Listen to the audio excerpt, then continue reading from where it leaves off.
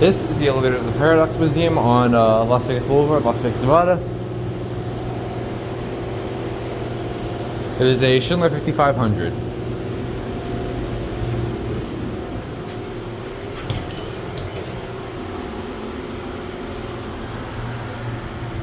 Alright, let's see how it runs.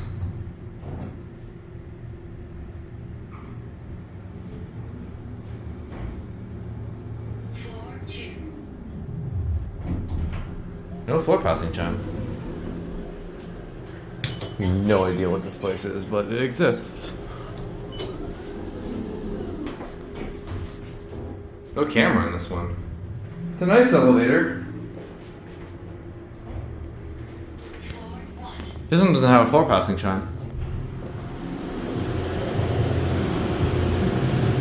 Right, they basically a speaker L series in here. There it goes, and that's it.